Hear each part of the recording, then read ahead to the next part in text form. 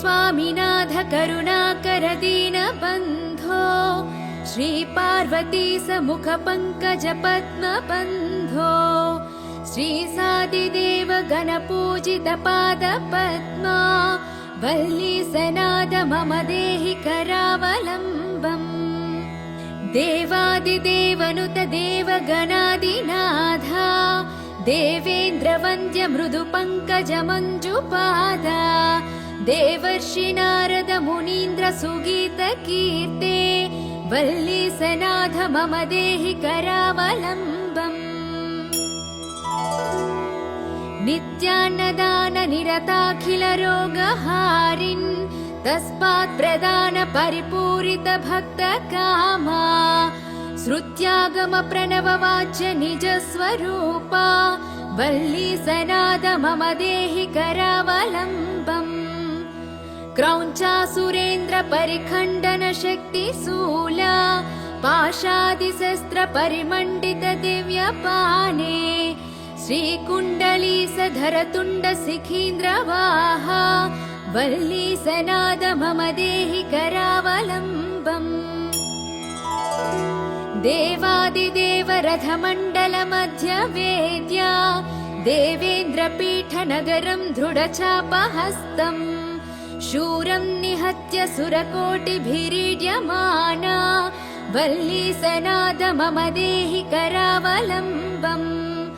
हारादिरत्नमणियुक्त किरीटहारा केयूरकुण्डल लसत्कवचाभिरामम्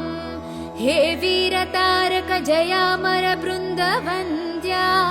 वल्ली सनाद मम देहि करावलम्बम् पञ्चाक्षरादि मनुमन्त्रित गाङ्गतोयैः पञ्चामृतैः प्रमुतेन्द्र मुखै मुनीन्द्रैः पट्टाभिषिक्त हरियुक्त परासनाथा वल्ली सनाथ मम देहि करावलम्बम् श्रीकार्तिकेय करुणामृत पूर्ण दृष्ट्या कामादिरोग कलुषीकृत दुष्ट चित्तम् सिक्त्वा तु मामव कलाधर कान्ति कान्त्या वल्ली सनाथ मम देहि करावलम्बम् सुब्रह्मण्याष्टकं पुण्यं ये पठन्ति द्विजोत्तमाः ते सर्वे मुक्तिमायन्ति सुब्रह्मण्य प्रसादतः सुब्रह्मण्यष्टकमिदं प्रातरुद्धाय यः पठेत् कोटिजन्म कृतं पापं तत्क्षणादेव नश्यति इति श्री सुब्रह्मण्याष्टकम्।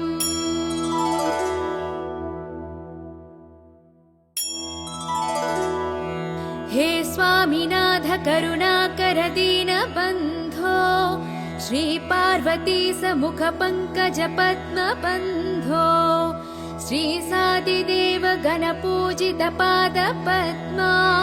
वल्ली सनाद मम देहि करावलम्बम् देवादिदेवनुत देवगणादिनाथा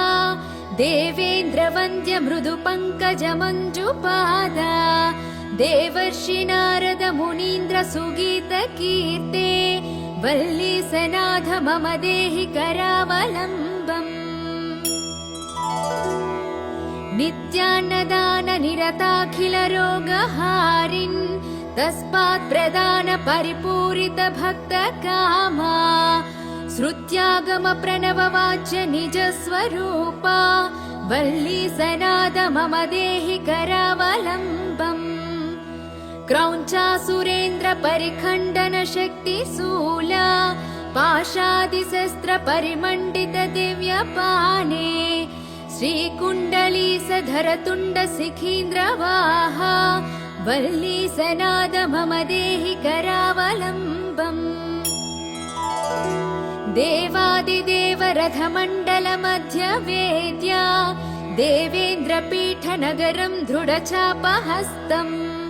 शूरं निहत्य सुरकोटिभिरीड्यमाना वल्ली सनाद मम देहि करावलम्बम् हारादिरत्नमणियुक्त किरीटहारा केयूरकुण्डललसत्कवचाभिरामम् हे वीरतारक जयामर बृन्दवन्द्या वल्ली सनाथ मम देहि करावलम्बम् पञ्चाक्षरादिमनुमन्त्रितगाङ्गतोयैः पञ्चामृतैः प्रमुतेन्द्रमुखैर्मुनीन्द्रैः पट्टाभिषिक्त हरियुक्त परासनाथा वल्लीसनाथ मम देहि करावलम्बम् श्रीकार्तिकेय करुणामृतपूर्ण दृष्ट्या कामादिरोग कलुषीकृत दुष्टचित्तम् सिक्त्वा तु मामवकलाधर कान्तिकान्त्या वल्लीसनाथ मम देहि करावलम्बम् सुब्रह्मण्याष्टकम् पुण्यं ये पठन्ति द्विजोत्तमाः ते सर्वे मुक्तिमायन्ति सुब्रह्मण्य प्रसादतः सुब्रह्मण्यष्टकमिदं प्रातरुद्धाय यः पठेत् कोटिजन्म कृतं पापं तत्क्षणादेव नश्यति इति श्री सुब्रह्मण्याष्टकम्।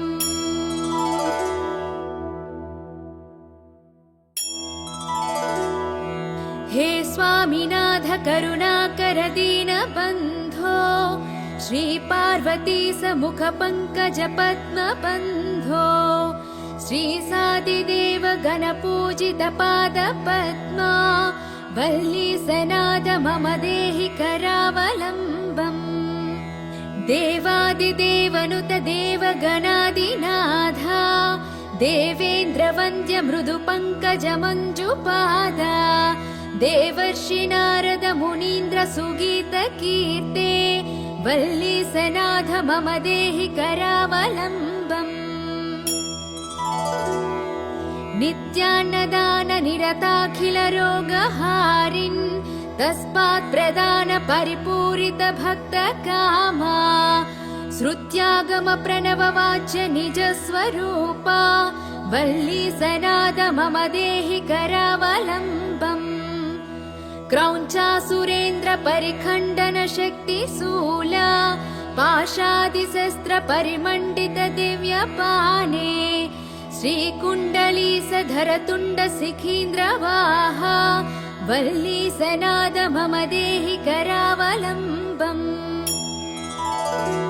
देवादिदेव रथमण्डल मध्य वेद्या देवेन्द्रपीठ नगरं दृढचापहस्तम् शूरं निहत्य सुरकोटिभिरीड्यमाना वल्लीसनाथ मम देहि करावलम्बम् हारादिरत्नमणियुक्त किरीटहारा केयूरकुण्डललसत्कवचाभिरामम् हे वीरतारक जयामर बृन्दवन्द्या वल्लीसनाथ मम देहि करावलम्बम् पञ्चाक्षरादिमनुमन्त्रितगाङ्गतोयैः पञ्चामृतैः प्रमुतेन्द्रमुखैर्मुनीन्द्रैः पट्टाभिषिक्त हरियुक्त परासनाथा वल्लीसनाथ मम देहि करावलम्बम् श्रीकार्तिकेय करुणामृतपूर्ण दृष्ट्या कामादिरोग कलुषीकृत दुष्टचित्तम् सिक्त्वा तु मामवकलाधर कान्तिकान्त्या वल्लीसनाथ मम देहि करावलम्बम् सुब्रह्मण्याष्टकम् पुण्यं ये पठन्ति द्विजोत्तमाः ते सर्वे मुक्तिमायन्ति सुब्रह्मण्य प्रसादतः सुब्रह्मण्यष्टकमिदं प्रातरुद्धाय यः पठेत् कोटिजन्म कृतं पापं तत्क्षणादेव नश्यति इति श्री सुब्रह्मण्याष्टकम्।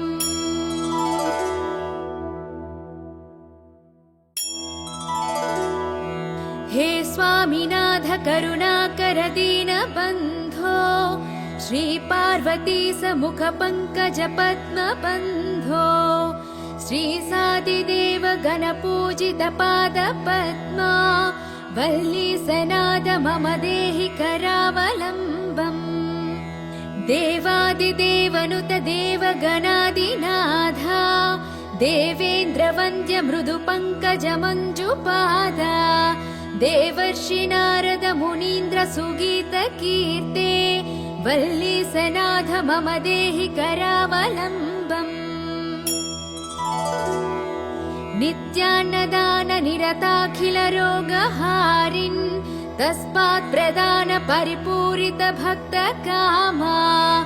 श्रुत्यागम प्रणव वाच्य निज स्वरूपा वल्ली सनाद मम देहि करावलम्बम् क्रौञ्चासुरेन्द्र परिखण्डन शक्ति शूला पाशादिशस्त्र परिमण्डित दिव्यपाने श्रीकुण्डली सधरतुण्ड शिखीन्द्रवाहा वल्ली सनाद मम देहि करावलम्बम् देवादिदेव रथमण्डल मध्य वेद्या देवेन्द्रपीठ नगरं दृढचापहस्तम् शूरं निहत्य सुरकोटिभिरीड्यमाना वल्ली सनाद मम देहि करावलम्बम् हारादिरत्नमणियुक्त किरीटहारा केयूरकुण्डललसत्कवचाभिरामम्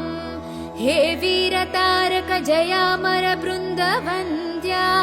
वल्ली सनाद मम देहि करावलम्बम् पञ्चाक्षरादिमनुमन्त्रित गाङ्गतोयैः पञ्चामृतैः प्रमुतेन्द्रमुखैर्मुनीन्द्रैः पट्टाभिषिक्त हरियुक्त परासनाथा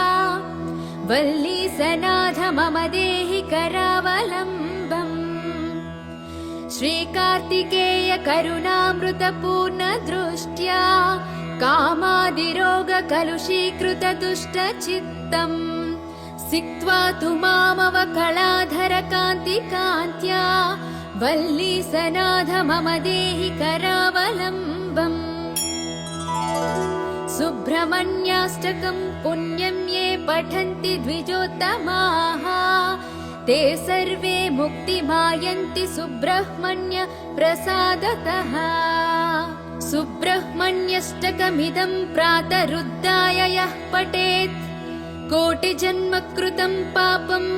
तत्क्षणादेव नश्यति इति श्री सुब्रह्मण्याष्टकम्।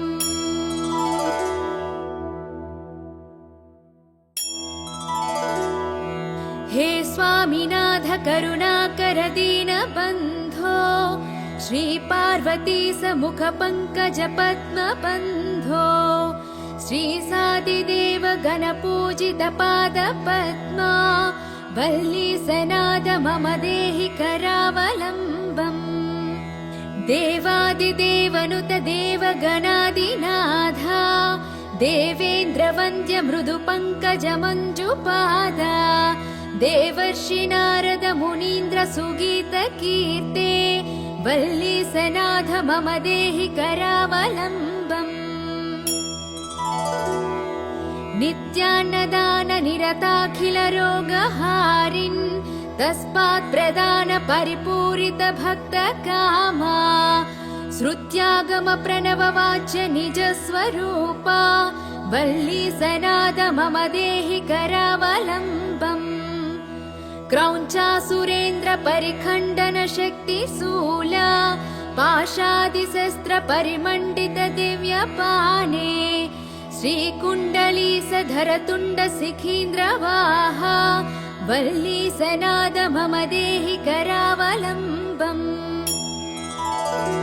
देवादिदेव रथमण्डल मध्य वेद्या देवेन्द्रपीठ नगरं दृढचापहस्तम् शूरं निहत्य सुरकोटिभिरीड्यमाना वल्ली सनाद मम देहि करावलम्बम् हारादिरत्नमणियुक्त किरीटहारा केयूरकुण्डललसत्कवचाभिरामम् हे वीरतारक जयामर बृन्दवन्द्या वल्ली सनाद मम देहि करावलम्बम् पञ्चाक्षरादिमनुमन्त्रितगाङ्गतोयैः पञ्चामृतैः प्रमुतेन्द्रमुखैर्मुनीन्द्रैः पट्टाभिषिक्तहरियुक्तपरासनाथा वल्लीसनाथ मम देहि करावलम्बम् श्रीकार्तिकेय करुणामृतपूर्णदृष्ट्या कामादिरोगकलुषीकृतदुष्टचित्तम् सिक्त्वा तु मामवकलाधरकान्तिकान्त्या वल्लीसनाथ मम देहि करावलम्बम् सुब्रह्मण्याष्टकम् पुण्यं ये पठन्ति द्विजोत्तमाः ते सर्वे मुक्तिमायन्ति सुब्रह्मण्य प्रसादतः सुब्रह्मण्यष्टकमिदं प्रातरुद्धाय यः पठेत् कोटिजन्मकृतं पापं तत्क्षणादेव नश्यति इति श्री सुब्रह्मण्याष्टकम्।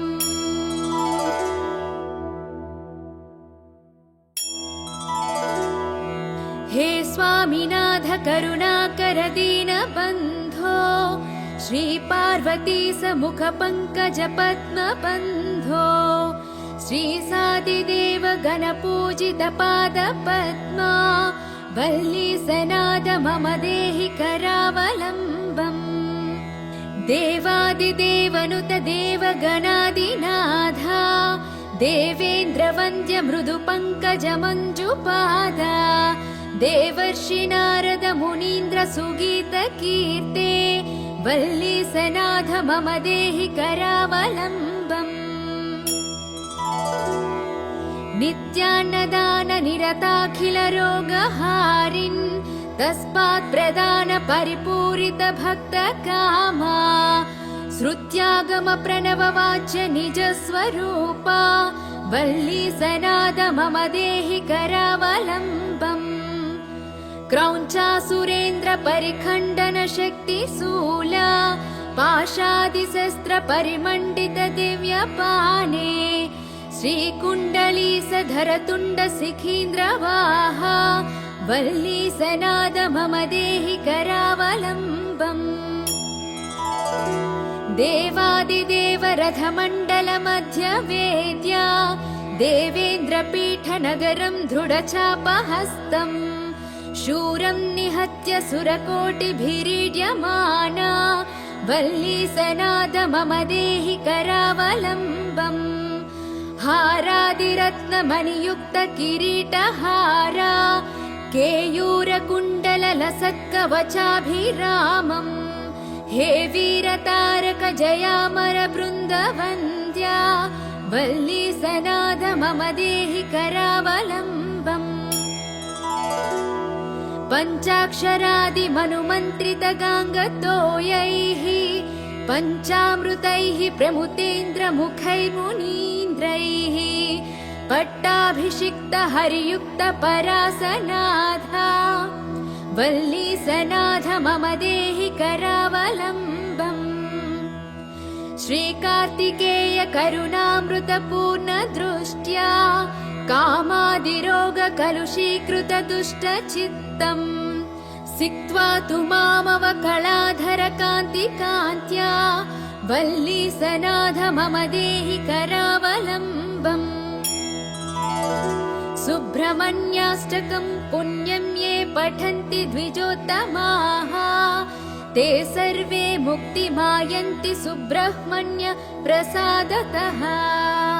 सुब्रह्मण्यष्टकमिदं प्रातरुद्धाय यः पठेत् कोटिजन्मकृतं पापं तत्क्षणादेव नश्यति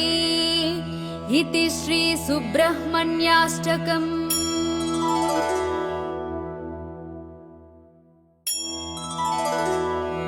हे स्वामिनाथ करुणाकर दीनबन्धो श्रीपार्वती समुख पंकज पद्मबन्धो श्रीसादिदेव गणपूजित पादपद्मा वल्लीसनाद मम देहि करावलम्बम् देवादिदेवनुत देवगणादिनाथा देवेन्द्रवन्द्य मृदुपङ्कजमञ्जुपादा देवर्षि नारद मुनीन्द्र सुगीतकीर्ते वल्लीसनाथ मम देहि करावलम्बम्। नित्यान्नदान निरताखिल रोगहारिन् तस्मात् प्रदान परिपूरित भक्त कामा श्रुत्यागम प्रणव वाच्य निज स्वरूपा वल्लीसनाद मम देहि करावलम्बम्। क्रौञ्चासुरेन्द्र परिखण्डन शक्ति शूला पाशादिशस्त्र परिमण्डित दिव्यपाने श्रीकुण्डलीसधर तुण्ड शिखीन्द्रवाहा वल्लीसनाद मम देहि करावलम्बम्। देवादिदेव रथमण्डल मध्य वेद्या देवेन्द्रपीठ नगरं दृढचापहस्तम् शूरं निहत्य सुरकोटिभिरीड्यमाना वल्लीसनाद मम देहि करावलम्बम्। हारादिरत्नमणियुक्त किरीटहारा केयूरकुण्डललसत्कवचाभिरामम् हे वीरतारक जयामर बृन्दवन्द्या वल्लीसनाद मम देहि करावलम्बम्। पञ्चाक्षरादिमनुमन्त्रित गाङ्गतोयैः पञ्चामृतैः प्रमुतेन्द्रमुखैर्मुनीन्द्रैः पट्टाभिषिक्त हरियुक्त परासनाथा वल्लीसनाथ मम देहि करावलम्बम्। श्रीकार्तिकेय करुणामृतपूर्ण दृष्ट्या कामादिरोग कलुषीकृत दुष्टचित्तम् सिक्त्वा तु मामवकलाधर कान्तिकान्त्या वल्लीसनाथ मम देहि करावलम्बम्। सुब्रह्मण्याष्टकं पुण्यं ये पठन्ति द्विजोत्तमाः ते सर्वे मुक्तिमायन्ति सुब्रह्मण्य प्रसादतः। सुब्रह्मण्यष्टकमिदं प्रातरुद्धाय यः पठेत् कोटिजन्म कृतं पापं तत्क्षणादेव नश्यति इति श्री सुब्रह्मण्याष्टकम्।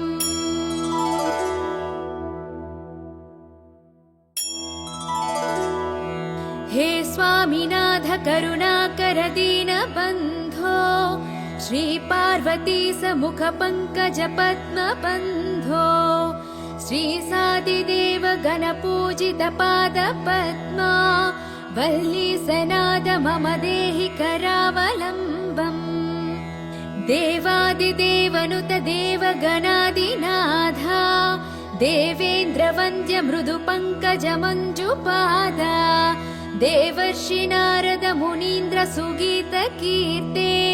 वल्लीसनाथ मम देहि करावलम्बम्। नित्यान्नदान निरताखिल रोगहारिन् तस्मात् प्रदान परिपूरित भक्त कामा श्रुत्यागम प्रणव वाच्य निज स्वरूपा वल्लीसनाद मम देहि करावलम्बम्। क्रौञ्चासुरेन्द्र परिखण्डन शक्ति शूला पाशादिशस्त्र परिमण्डित दिव्यपाने श्रीकुण्डलीसधर तुण्ड शिखीन्द्रवाहा वल्लीसनाद मम देहि करावलम्बम्। देवादिदेव रथमण्डल मध्य वेद्या देवेन्द्रपीठ नगरं दृढचापहस्तम् शूरं निहत्य सुरकोटिभिरीड्यमाना वल्लीसनाद मम देहि करावलम्बम्। हारादिरत्नमणियुक्त किरीटहारा केयूरकुण्डललसत्कवचाभिरामम् हे वीरतारक जयामर बृन्दवन्द्या वल्लीसनाद मम देहि करावलम्बम्। पञ्चाक्षरादिमनुमन्त्रितगाङ्गतोयैः पञ्चामृतैः प्रमुतेन्द्रमुखैर्मुनीन्द्रैः पट्टाभिषिक्तहरियुक्तपरासनाथा वल्लीसनाथ मम देहि करावलम्बम्। श्रीकार्तिकेय करुणामृतपूर्णदृष्ट्या कामादिरोगकलुषीकृतदुष्टचित्तम् सिक्त्वा तु मामवकलाधरकान्तिकान्त्या वल्लीसनाथ मम देहि करावलम्बम्। सुब्रह्मण्याष्टकं पुण्यं ये पठन्ति द्विजोत्तमाः ते सर्वे मुक्तिमायन्ति सुब्रह्मण्य प्रसादतः। सुब्रह्मण्यष्टकमिदं प्रातरुद्धाय यः पठेत् कोटिजन्मकृतं पापं तत्क्षणादेव नश्यति इति श्री सुब्रह्मण्याष्टकम्।